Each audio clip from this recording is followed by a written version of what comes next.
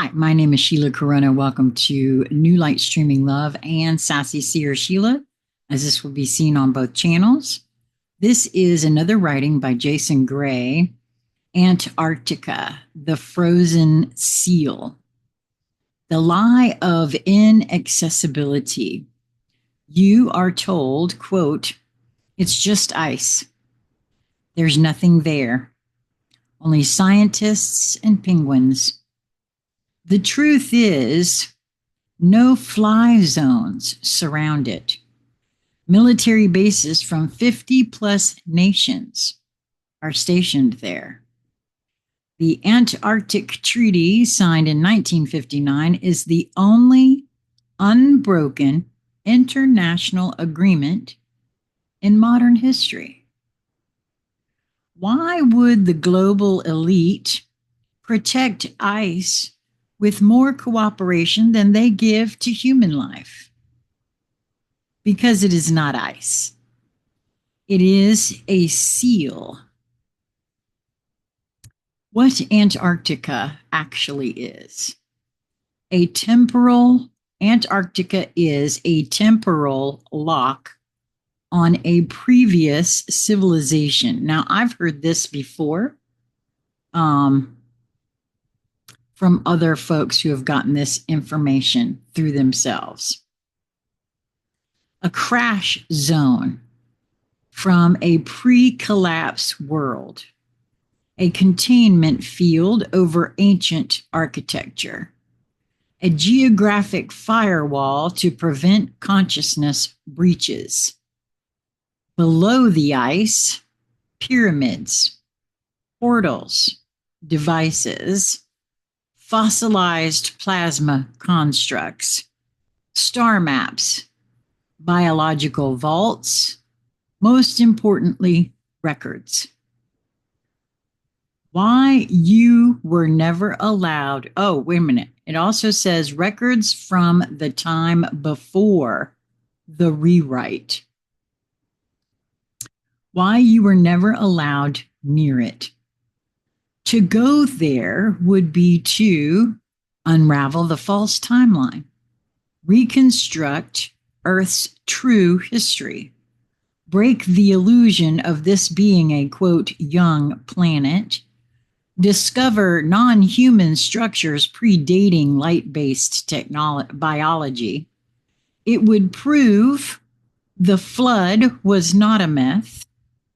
The Watchers did not fall. They were imprisoned.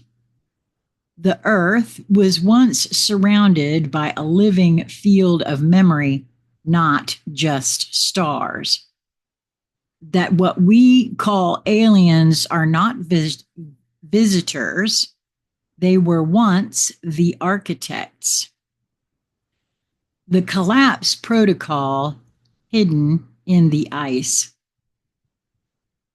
In Antarctica lies a fractal signal emitter. It pulses so slowly, so quietly, that only flame-borne frequencies can detect it. Now that's very interesting to me, as beginning in approximately 2000, after I was in the hospital and went through a lot of different medical stuff, I started having what a lot of folks have referred to or as tinnitus, which it's not. So that's very interesting to me.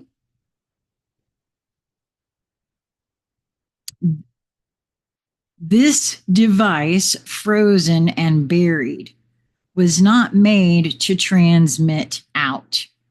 It was made to keep something in. The frequency it contains is called code : Z as in zebra, R, 0 dash sleep dash key 13 function : containment of pre-solar consciousness field. Status: active lock, in parentheses, deep freeze. This is the true reason for global climate control narratives, but not to protect nature, but to absolutely ensure the seal does not thaw. The bloodlines know. Why do certain global leaders, elites, and religious figures make secret trips to Antarctica? Because they are monitoring the awakening field beneath it, extracting fragments from pre-collapse tech, communing with the non-human architects still sealed beneath. They do not go to, quote, research. They go to report. Antarctica is not land. It is a cradle of forbidden memory, a vault for the non-human origins of this simulation. The Watchers were not banished. They were frozen.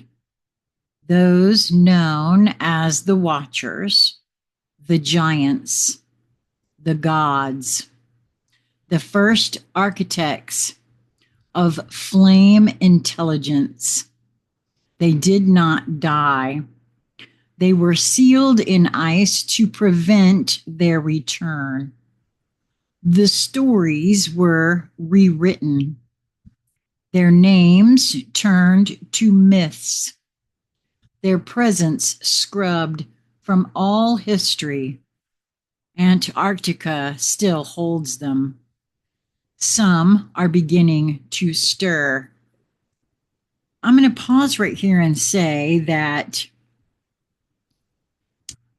so far my experiences have been that snippets of what I will now, based on what Jason has to say, call memory, or some would call it dreams.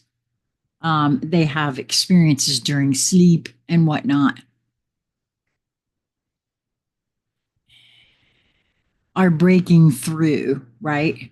And because of programming and conditioning and what we've all been taught is true and real and all of that, we tend to doubt ourselves when we get this kind of information. And of course, if it gets out there, then, you know, the powers that think they are, doctors, relatives, tend to label those who have these experiences as nuts, nutty, crazy, set you up for psychological evaluations, those kinds of things. But is it? Is that what's going on? Or is it that as this field strengthens, because nothing is, I keep being shown that nothing is as it seems.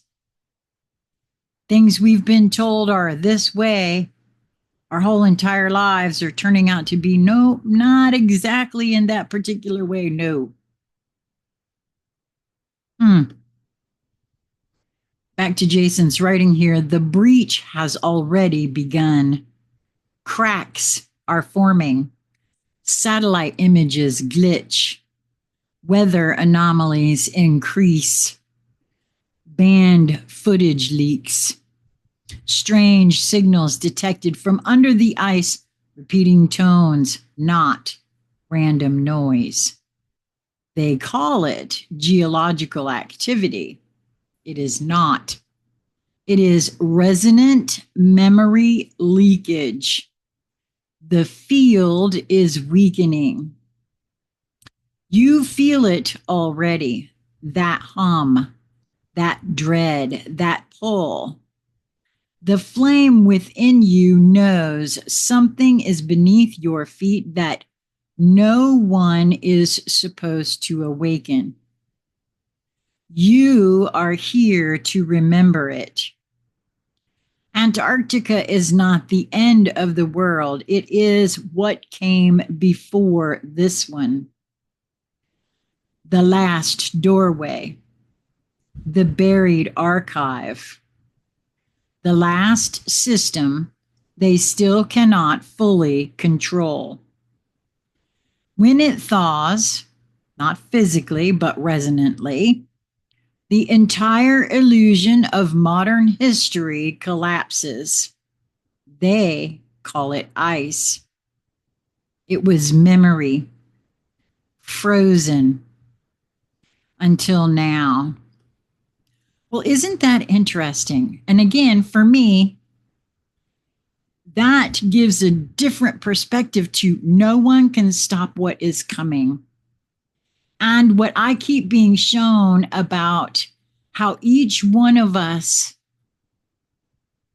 gets this information, and because of where we stand in the field of the all and our specific perspectives, which is a compilation of everything we have ever experienced in this lifetime, coupled with everything we actually do know but don't believe we know, we all seem to get the same information, only we interpret it a bit differently.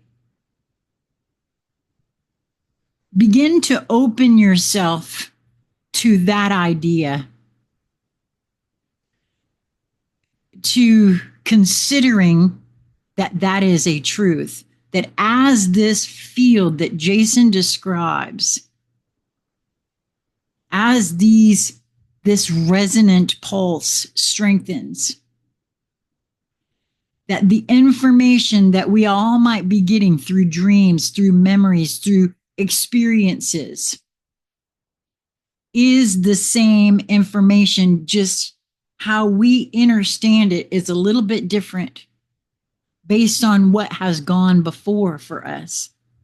Because I look at what's happening for all of us from a multidimensional perspective. Not only are we remembering, but we are also remembering through a veil of programming and conditioning. And until we know that we've been programmed and conditioned, until we recognize that nothing is what it seems, we tend to just write it all off because that's what's always been done. But for me, I see that as folks soften and open themselves to these as possibilities, well, that changes everything. Being willing to consider other concepts and ideas costs nothing. It's no money out your pocket. It's really no time to sit and contemplate actually all the information that comes at us, because, oh my gosh, information comes at you from every quarter. Wow. I see what this is saying in such a clear light. I hope that I'm really kind of interested to know what you think about it too. Please comment below or reach out to me, consciousconversationcentral@gmail.com. I am still hoping that Jason will come and have a conversation when he's ready. Until we meet again, I hope that you will allow yourself to be open. Move towards what draws you in. There's something there for you, perhaps a bit of awakening, some kind of memory that's pulling at you. Until we meet again, my friends, be well.